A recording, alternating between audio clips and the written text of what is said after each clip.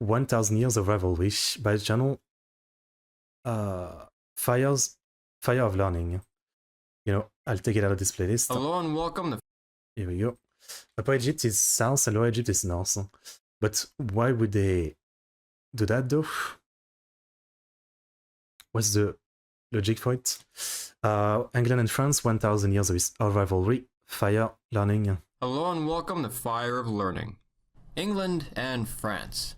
Today, the two nations get along comparatively pretty well. We built Not always eye to eye on everything, but you could definitely say they're overall friends. Sure. This was not always the case. This friendship comes after over 800 years of animosity. Right. Certainly not always at war in that time, but from the Middle Ages to Napoleon, England and France always... We'd still be fighting if it wasn't for, like, you know, like the modernization of our nation, like... You know, we could still be fighting forever at this point, right? Like, until, yeah, like 200 years ago, we were still fighting. I mean... always had an eye on each other, and were rarely afraid to settle their grievances the old-fashioned way. What was the reason for this bitter, endless rivalry? Well, we can consider a number of factors. Religion played a role for a while later on. After the Protestant Reformation spread across Europe in the 1500s, Catholics and Protestants overall developed hard feelings for each other, which often led to brutal conflicts. Conflicts from which France emerged remaining Catholic and England Protestant. The two nations also differed politically and philosophically from time to time, and when one nation was shaken up, the other felt the effects. The most obvious example of... I guess I don't want to be stupid, but I'll be that guy. I don't know the difference between Catholic and Protestant. I'm not the most versed in religion. I'm guessing they just believe in different things, but I don't know the details of it. This being the widespread effects of the French Revolution, which England attempted to counter. Yes. And of course, when about any two groups of people find themselves right next to each other geographically, they tend to compete for land, power, and resources through war and conflict. England and France are no exception. But we can find examples of all of these things across the globe. What makes the rivalry between England and France unique was the competition for, quite simply, world domination. Let's back up and start at the beginning. Prior to each other, England and France's greatest enemy was the Vikings, who ravaged both of these nations while they were still evolving into the ones we know today. Hell yeah. England, a part of an island, took the harder hit, but France suffered as well. And in 911 AD, the French king actually gave a Viking warlord named Rollo an area of land in the north to settle down in. That's what it is. Again, I guess I know, like, the TV show Vikings is not very historically accurate, but I still love it. And yeah, you know, the main character right now, which I think is made up, his brother is Rollo, and there's a part of the story where he betrays the Viking and does become, like, a king of England. I do remember that. So I guess that was real. I would have said spoiler, but again, it's the story, so... As tribute, this region became known as Normandy, the land of the Northmen. I see. Why am I telling you this? Because these Normans preceded the conflicts between England and France. By the middle of the 11th century, the Normans had become a mix of French and Vikings, retaining the Viking spirit for exploration and conquest, but speaking French and having adopted French culture, Christianity, and military reforms. The Duke of Normandy was technically a subject of the French king, but realistically, the Normans were an independent nation. In the year 1066, the Normans, under Duke Guillaume, invaded England, and Guillaume, better known as William the Conqueror, became King of England. That's a cool name. This Norman conquest resulted in a lot of changes to England, in language, law, culture, etc. But most relevantly, politically, because the King of England was the Duke of Normandy, and therefore technically a French subject, tension over power became inevitable as England was drawn into the... So I was saying that everything started because of the Vikings. Thanks, Vikings. ...complicated politics of France of the day. In 1154, in a very stereotypically medieval situation, after a succession crisis known as the Anarchy, Henry II became King of England and Duke of Normandy, but had also, because of inheritance, already ruled these lands here as Duke of Aquitaine and Count of Anjou, and thus ruled what is referred to by historians as the Angevin Empire. As you can see, these lands cut right through France, and the rights over these lands, as well as the rights to the thrones of England and France themselves, became the source of conflict for much of the medieval era. The most notable medieval conflict between England and France was the 100 Years' War, Yes. another term invented by historians, which actually refers to 4 separate wars over the period of 116 years. England was victorious in the early phases of the war, but in the final war, the French achieved their ultimate goals, that is to say, retaining territorial integrity and political. I did react to a video about Joan of Arc. It was a while ago though. I think I did it on a Fate Samurai Remnant stream. I should maybe post that on my other reaction channel. Independence, and effectively won the war. The wars were very draining to both nations, but at the end of them, we see the transformation of these two into true, recognizable nation-states.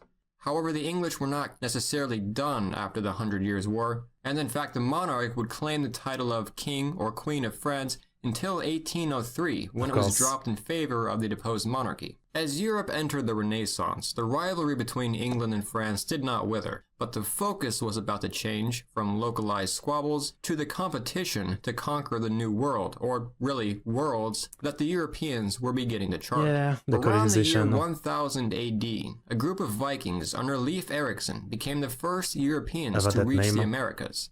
Everyone ignored this, and in 1492, Okay. the Spanish under Christopher Columbus became the first Europeans to Oh, reach I the see. I see what he means. Okay, I was like, what does it mean if you ignore this? Okay. Yeah, because people say Columbus was the first guy to go to the Americas, but no, okay. Wasn't. I see.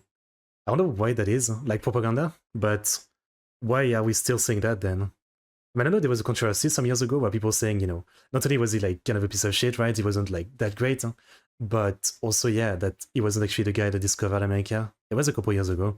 There was a South Park episode about it. Americas.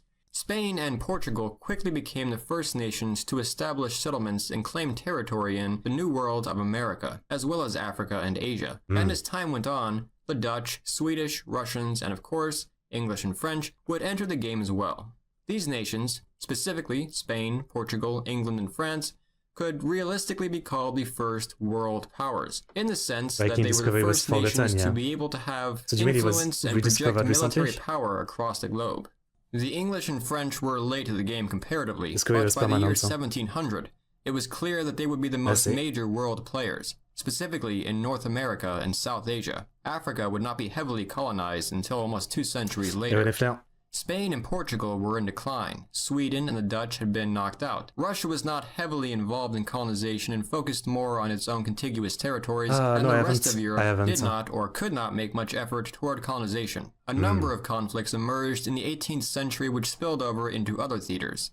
Most notably, as I said, the Americas, India, and the coasts of Africa. The most important of these wars was what is called the 7 Years' War, known I've in heard about it. America as the French and Indian War, where it would actually last for 9 years, from 1754 I heard the name the 7 Years' War, but I didn't know it was like France versus India. I had no idea. to 1763. The war remains one of the most significant in world history, as essentially an 18th century world war, leading one Okay. side, England, or more correctly at this point, Britain, and on the other, France.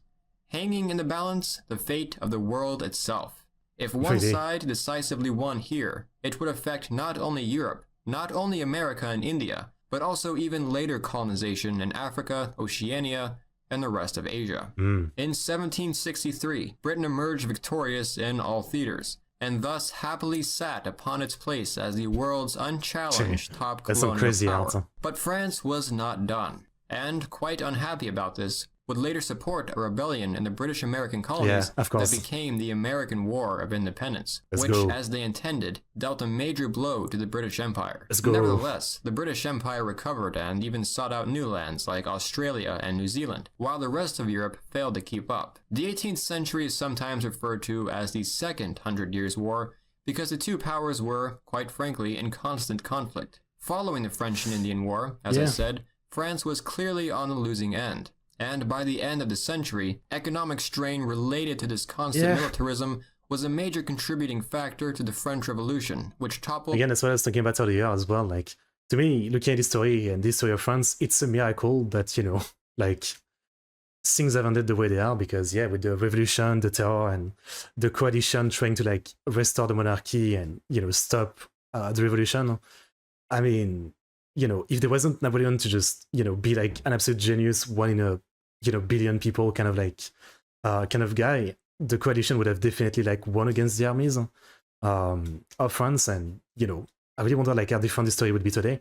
It's possible that there would have been more revolution and be someone else to rise up at some point, and maybe modernize France and get rid of like the kings and the empire and the monarchy. But it's interesting to think, yeah, like like is it crazy to say that without Napoleon things would have really not ended up that way? Because I don't think everybody else would have been good enough to like defend France, I guess. The Ancien Regime and established the French Republic. At first, Britain laughed, but when events became more serious, the king and queen were executed, and the new republic established itself by defeating the major powers of Europe, Britain recognized the situation was serious. When Napoleon Bonaparte overthrew the Republican government and crowned himself Emperor of the French, it was clearly very serious. France now challenged not only Britain, but the whole of Europe, as the military genius Napoleon Bonaparte set about intending to create an empire extending across Europe. Well, I think that's the guy on the left is Murat, the cavalry, legendary cavalry commander. Marshal Murat. Intending to create an empire extending across Europe. For a time, he was basically successful in doing so, but though Britain was one of his main targets, he was never successfully able to reach it.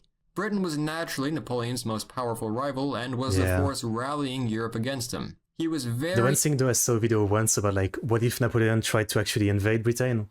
I mean, the first thing is that obviously, like the French Navy was never able to compete with the British Navy. But what if they actually made it to Britain? But I think it would have probably not worked out, right? Like, even if I like to say, Napoleon's so great, all that, I think if, France actually tried to manage to make it to Britain, I think we would not have managed to conquer it. Like, the logistics of it, having to cross the sea, bring the supplies, and Britain being a pretty tiny place where like they can really just focus on like pushing the France invasion toward the beach. I mean, in the end, like in the history of like the English Empire, like they've never really been invaded properly, right? As far as I know, there's been a lot of like internal war and all that, but they've never really been invaded, and I don't think it's doable. I don't icebreaking. In Total War, Napoleon. I've heard about that game, yeah. I think it was alternate history, right? So that sounds pretty cool, yeah. Nearly successful in defeating them, but following the naval battle of Trafalgar, Napoleon's plans to conquer Britain were put aside, and he focused on continental Europe instead. However, Napoleon was finally defeated in 1815. It's really around this time that, 800 years following the Norman conquest of England, the infamous Anglo-French rivalry begins to wind down. Europe entered into a period sometimes referred to as Pax Britannica, the British peace, lasting from 1815 to 1914, in which very few major wars were fought. Britain was the world's leading power in this time and pursued its imperial ambitions. And while France did indeed build a colonial empire... There was more revolution in France though, but I guess, when was it 48? Well, actually, there was like the 30 revolution, then there was this 48 revolution, I think it was. So we had a lot more revolution after that, but I guess, the British weren't really interested in intervening in those one, I guess. Yeah. Britain was invaded by the Dutch. Oh, so they were invaded. Interesting. They were invited to depose the English king. I see. Yeah. And remained a very powerful and influential nation, it never really challenged Britain again in the ways it had in the past. In fact, the Napoleonic Wars were really the last time Britain and France went to war with each other. From here on out, in fact, they'd be fighting on the same side, which was foreshadowed by their joint efforts in the Crimean War against Russia. And so this great rivalry started to come to a close. After 1815, the two powers started to set aside their differences and even began to work together. But why? Well, there are a number of reasons that cooperation would be strategically favorable, but the big reason, occurring in the latter half of the 1800s, was Germany. Germany, for most of its history, consisted of a collection of fragmented microstates called the Holy Roman Empire, with Austria and Prussia being the only nations within that empire capable of projecting power beyond their borders. There's a great video kind of relating to all of that I recommend by Epic History. Epic History Revolution. It's this one, Europe Ablaze, the 1848 revolutions.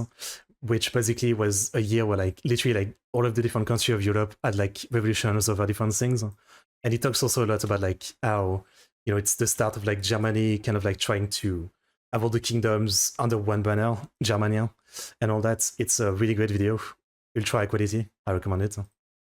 Oh, 18. To a major extent. By the 1800s, most of the old European nations were experiencing some form of major change, including Germany. In 1871, Prussia had won the debate against Austria over who would be the master of the German lands, and then defeated France in a war, allowing the Germans to unify and evolve into the modern nation we know today as Germany. Germany wasted no time in throwing its weight around and quickly established itself as a major power. This was naturally worrying to famous military leader from Britain, I wonder. Most that I know is governor leader, but not the military one. I mean, I guess Wellington. You know, the Duke of Wellington is the guy that basically pushed back France from like Spain and Portugal, I guess. And then he's the one that, well, defeated Napoleon. Let's just say that, you know, the Waterloo campaign, you know, he made a lot of mistake, Napoleon, so you could say he defeated himself. But let's give credit where it's due, yeah. Wellington, I guess. And then obviously like Nelson, or Asher Nelson, which is like, he was a naval commander, and he's the one that like, you know, basically defeated, I think, France and Spain at the Battle of Trafalgar in like some insane victory. So I guess that's the two I really know, yeah. Yeah, as far as like great Britain military commander, Edward III. Britain and France, and they decided it would be in their best interest to set aside their differences to prevent Germany from taking advantage of any weaknesses. The awkward, newfound friendship between Britain and France was cemented when they stood together as allies in both world wars. What is that cross? On friendship between Britain. That cross, like, it has another line for some reason. I don't know what it means, but okay. And France was cemented when they stood together as allies in both world wars, and continued to during the Cold War and into the modern day, as the two nations still largely find cooperation to be in their best interest, with their tense rivalries long behind them. Hopefully, Though the modern age has seen Britain and France work as partners, in some parts of the world, the remnants of Anglo-French enmity can still be found. The most obvious example of this is in North America, specifically in Canada.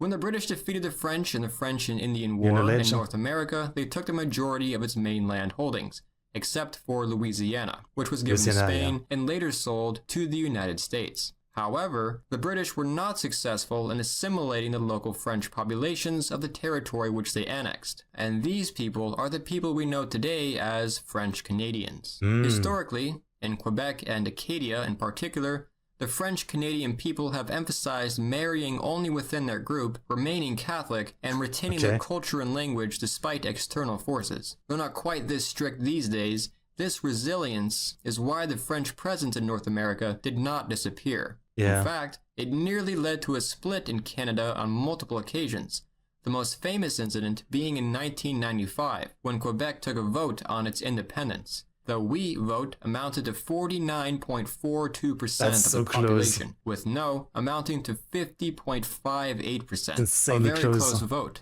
and the issue is still debated to this day. A conflict stemming for almost 1,000 years, and the solutions to concerns as far back as the 1700s still, in some areas, remain unresolved and hotly debated. I hope you enjoyed this video. If you did, come check out some of my other stuff, and subscribe to see more informative videos in the future. I have another really good stuff. I was thinking like maybe the biggest thing was like after Britain got involved in the coalitions trying to like, you know, stamp out France, and you know, that was an absolute mess, right? Like, you know, that was insanely complicated and all that. They ultimately won, but then, you know, they were like, you know, then, you know, like it was 15 years later, I think it was in 1930, like the revolution, I forget which revolution it is, France Revolution, 1930, yeah, the July Revolution, that's the one I think of. So again, like they were here like to try to stop everything, like in 1790 something, was it? You know, then there was like the Napoleonic War, which they were getting involved in, and so much of a mess, which they ultimately won. But then, yeah, like 15 years later after Napoleon, you know, July Revolution, once again, you know, we take down the monarchy. But then, you know, I think it's like, what, 18 years later, 48. Once again, maybe, I guess that's kind of what stopped the wars between Britain and France. Like, Britain was just like, at this point, it's, clearly like the people are just really not into the monarchy in France. So, let's just stop trying to intervene in it. And by that, it just kind of solved the relationship. Like, once they don't try to intervene in what's going on, you become friend. I guess that's kind of the idea. I don't know. Maybe I'm like stretching that, but there might be something to it. Okay, pretty interesting, yeah. I mean, I took a trip to Britain myself when I was young, on, school trip. We took the tunnel that was built under the sea, right? It's a pretty cool thing. Britain tunnel. Like, it's a pretty crazy tunnel. The channel for short, yeah. It's massive, and like you get on a train or something, but like your car get on the train. And yeah, I remember visiting Britain for like a week. I think this was built in the 90s, maybe? I forget. Yeah. And so yeah, I went to Britain once. Wasn't the best experience because of, like, I was bullied and stuff like that. But it was pretty cool though, like, seeing some castles and stuff like that, which, we have castles too in France, so I wasn't unused to. But it was cool to go, yeah. I ate the famous fish and chips at some bar or something, not a bar, but like some kind of like semi-pub restaurant, I guess. Napoleon III was actually quite friendly to the British. He allied with them against Russia. Again, I know about Napoleon III, but I don't know anything deep. I just knew that, like at first, like he said he wouldn't, like, be another emperor like his dad. Well, not his dad. Was it his dad? I forget. Or is it the son of like Napoleon II? I forget. But yeah, he said he wouldn't be, but then he still became emperor, right? So I don't know much more about that about him, Okay. Very, very interesting video.